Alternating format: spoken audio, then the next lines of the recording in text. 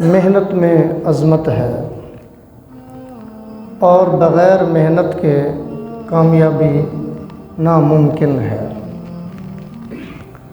नबी मेहरबान रसूल मुकर्रम आक़ाए दो आलम जनाब रसूलुल्लाह सल्लल्लाहु अलैहि वसल्लम के करीब से एक शख्स गुज़रा।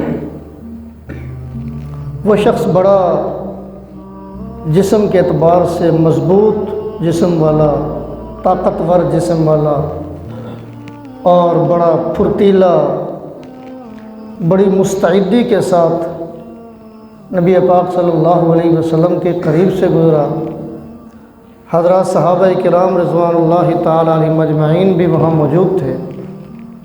सहाबा ने जब उस शख्स को देखा कि माशाअल्लाह बड़े मज़बूत जिस्म का मालिक है, ताकतवर है, तवाना है और बड़ी मुस्तैदी के साथ ये अपने काम को जा रहा है, तो उसकी उस हालत को देखकर, उसकी अपने काम में दिलचस्पी को देखकर, उसकी दौड़ धूप को देखकर सहाबा ने उस पर एक तबसरा किया। कहा कि ये शख्स, काश कि इसकी ये दौड़ धूप और इसकी ये मेहनत इस्लाम के लिए, अल्लाह के रास्ते में खर्च होती, दीन के लिए इसकी ये मेहनत, इसकी जिद्दोजहद और इसकी ये दौड़ धूप खर्च होती। नबी मेहरबान सल्लल्लाहु अलैहि वसल्लम ने सहाबा का ये तबसरा सुना तो आपने फरमाया कि मेरे प्यारे सहाबा, इस शख्स को ये न कहो, ऐसा मत कहो।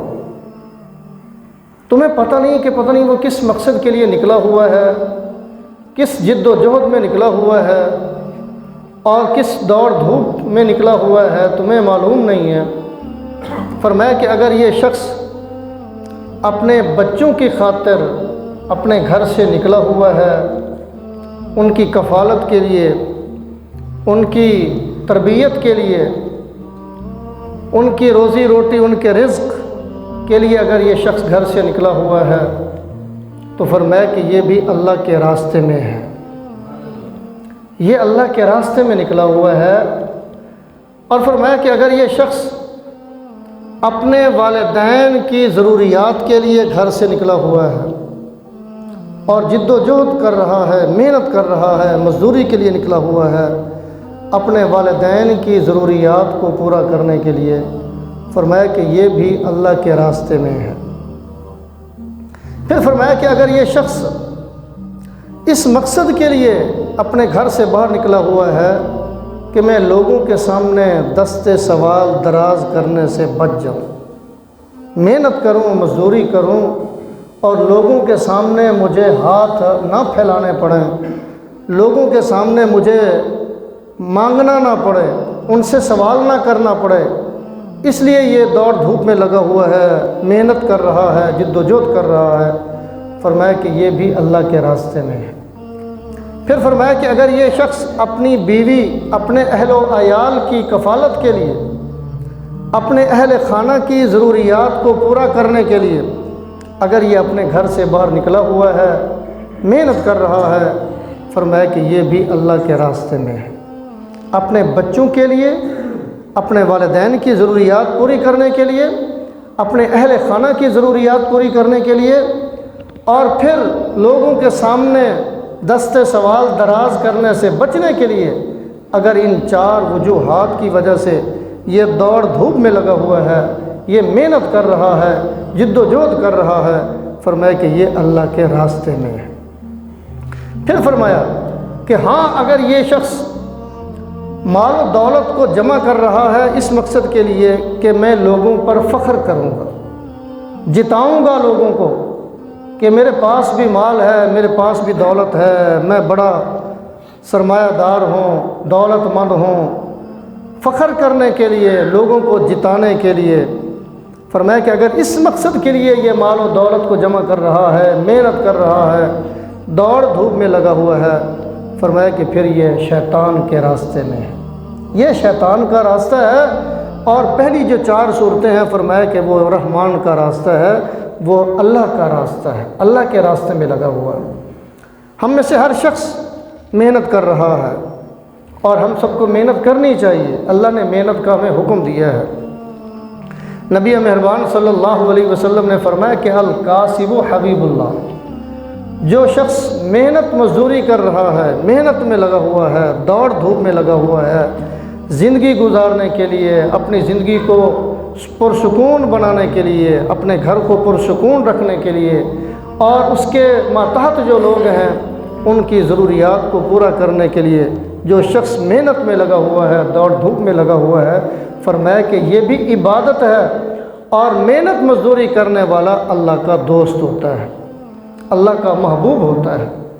जो शख्स किसी भी दर्जे में मेहनत कर रहा है, किसी भी मैदान में मेहनत कर रहा है, जितने पेशे हैं उन पेशों को इंतखाब करने में और उन पेशों का इंतखाब करने में कोई हर्ज नहीं है। जो पेशा भी इख्तियार किया जाए, जिस पेशे पर भी अपनी मेहनत सर्फ की जाए, वो अल्लाह का रास्ता है, अल्लाह के रास्ते में है। हाँ, अगर कोई गुनाह का कारोबार है, ऐसा कारोबार जिसमें कोई गुनाह करना पड़ता है या जिसमें अल्लाह की नाफरमानी करनी पड़ती है, फरमाया कि उससे हमें बचना चाहिए। लेकिन जिस शोबे को इख्तियार करने में कोई गुनाह नहीं है और जिस शोबे को इख्तियार करने में कोई अल्लाह की नाफरमानी नहीं करनी पड़ती, वो अल्लाह का रास्ता है और उस पर अजर सवाब मिलता है। एक हदीस में है, नबी मेहरबान सल्लल्लाहु अलैहि वसल्लम ने फरमाया कि जिन लोगों पर तुम मेहनत करके पैसा खर्च करते हो, रुपया खर्च करते हो, माल खर्च करते हो, फरमाया कि उस खर्च करने पर तुम्हें अल्लाह की तरफ से अजर मिलता है, तुम्हें सवाब मिलता है। अपने वालिदैन पर अपनी मेहनत से कमाया हुआ पैसा अगर तुम खर्च करते हो, उस पर भी तुम्हें अजर मिलता है। अपने बच्चों पर मेहनत की कमाई खर्च करते हो, फरमाया कि उस पर भी तुम्हें अजर मिलता है। अपने पड़ोसियों पर उनकी खबरगिरी करते हो और उन पर खर्च करते हो, फरमाया कि उस पर भी तुम्हें अजर मिलता है। अपने रिश्तेदारों पर अपनी मेहनत से कमाया हुआ माल पैसा खर्च करते हो, फरमाया कि उस पर भी तुम्हें अजर मिलता है। हत्ता कि फरमाया कि अगर तुम अपनी बीवी के मुंह में लुकमा डालते हो, अपनी मेहनत से कमाया हुआ लुकमा उसके मुंह में डालते हो, फरमाया कि इस पर भी तुम्हें अजर मिलता है, इस पर भी तुम्हें सवाब मिलता है। अपनी ज़ात के लिए, अपने पेट पालने के लिए, अपने बीवी बच्चों का पेट पालने के लिए, उनको पुरसुकून ज़िंदगी उनकी गुजराने के लिए और उनको उनकी ज़रूरियात पूरी करने के लिए मेहनत कर रहे हो, इस पर रब ताला की तरफ से अजर मिलता है। एक और हदीस में है, नबी मेहरबान सल्लल्लाहु अलैहि वसल्लम ने फरमाया कि जिस शख्स ने रात गुजारी परेशानी की हालत में, मगमूम होकर रात गुजारी, रंजीदा दिल के साथ रात गुजारी, परेशान होकर रात गुजारी, फ़िक्र उसको क्या है? फ़िक्र ये है कि कल सुबह मैं अपने बच्चों को कहाँ से नाश्ता करूँगा, कैसे उनके नाश्ते का इंतज़ाम करूँगा, उनकी रोज़ी का, उनके रिज़्क़ का, उनकी रोटी का कैसे इंतज़ाम करूँगा। इस पूरी फ़िक्र में रात गुजार रहा है, उसे नींद नहीं आ रही, अपने बिस्तर पर करवटें बदलता जा रहा है और इस फ़िक्र के अंदर मुब्तला है। फरमाया कि अल्लाह को ये शख्स इतना ज़्यादा महबूब है, इतना ज़्यादा महबूब है कि अल्लाह के रास्ते में जिहाद करने वाला मुजाहिद अगर 1000 मरतबा वो तलवार चलाता है काफिरों के सर पर, 1000 मरतबा तलवार चलाने वाले उस मुजाहिद से, फरमाया कि अपने घर में बेडरूम में जो शख्स फ़िक्रमंदी के साथ रात गुजारता है, ये उससे भी बेहतर है। अपनी ज़रूरियात को पूरा करने के लिए फ़िक्रमंदी करना और फ़िक्रमंदी के साथ जिद्दोजहद करना, कोशिश करना, हिम्मत करना, ये उस मुजाहिद से जो अल्लाह के रास्ते में 1000 मरतबा तलवार चलाता है उससे भी बेहतर है। अल्लाह के नबी सल्लल्लाहु अलैहि वसल्लम फरमा रहे हैं, नबी मेहरबान सल्लल्लाहु अलैहि वसल्लम ने ख़ुद मेहनत की।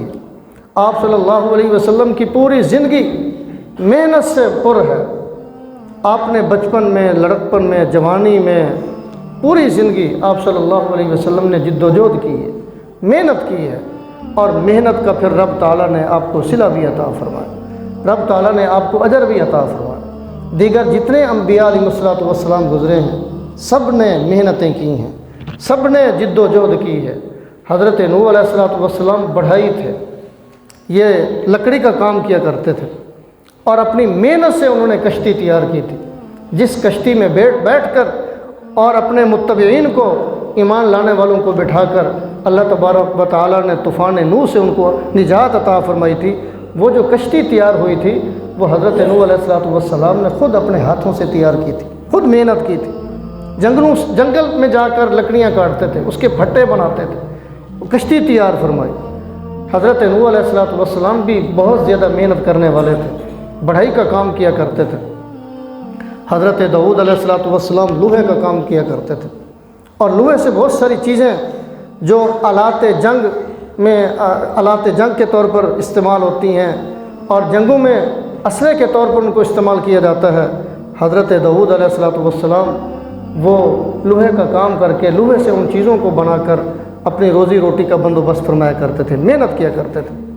हज़रत इदरीस अलैहिस्सलाम कपड़ा बुनते थे, हज़रत ज़करिया अलैहिस्सलाम कपड़े की सिलाई करते थे और उस मेहनत के बदले में जो माल दौलत हासिल होता था, अपना भी पेट पालते थे, अपने अहल वयाल का भी पेट पालते थे।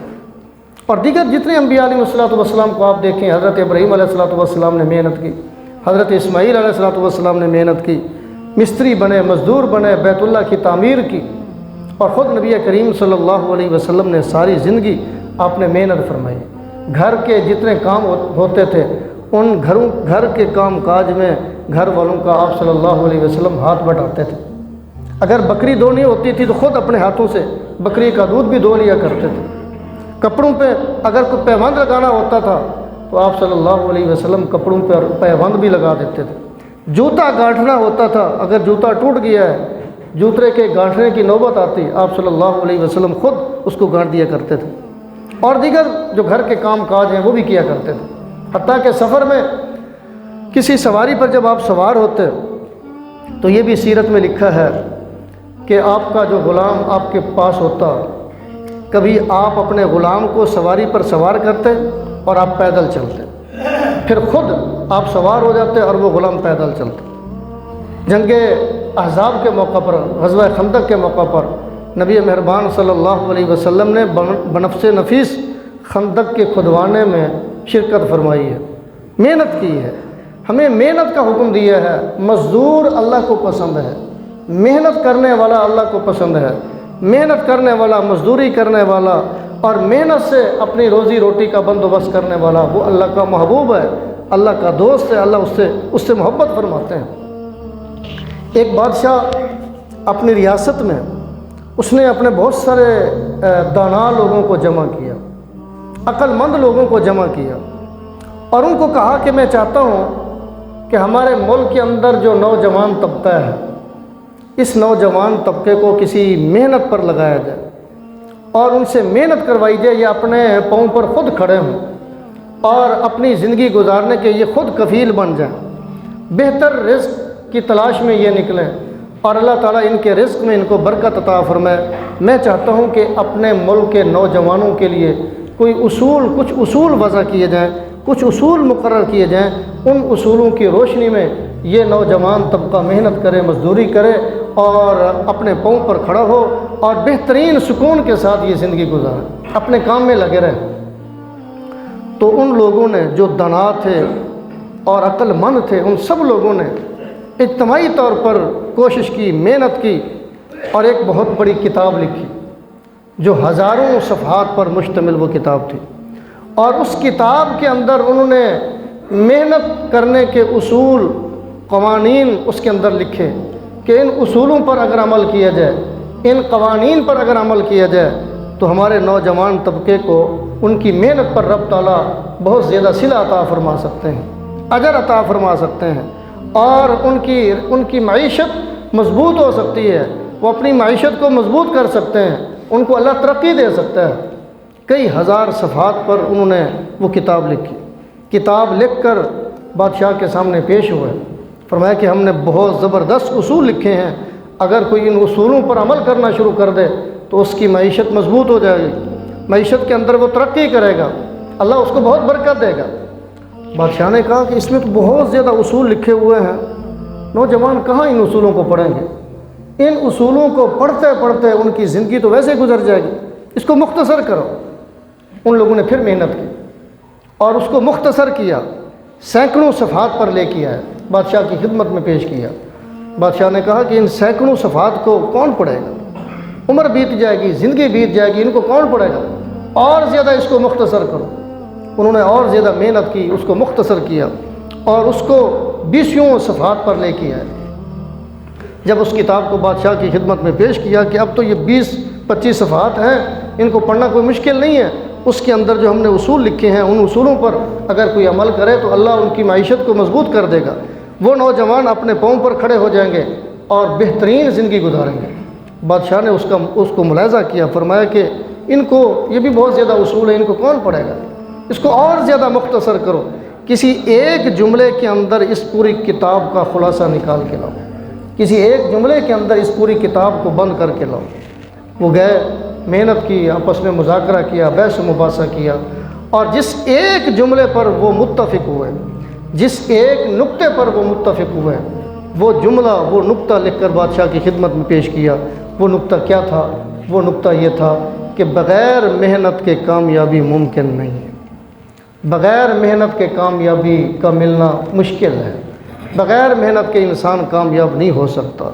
जितने लोग दुनिया में आए, अगर वो कामयाब हुए हैं तो उनकी कामयाबी के पीछे उनकी मेहनत थी। हमें मुल्क मिला है, आज़ाद वतन मिला है, ये वैसे मिल गया हमें, बग़ैर मेहनत के हमें मिल गया, बग़ैर मुशक्क़त के हमें मिल गया। और जो लोग बड़ी बड़ी फैक्ट्रियों के मालिक हैं, बड़े सनतकार हैं, दौलतमंद हैं, अल्लाह ने उनको बहुत माल और दौलत से नवाजा है, उनका मुल्क में एक नाम है, उनके कारोबार का एक नाम है, उनकी कंपनी का नाम है।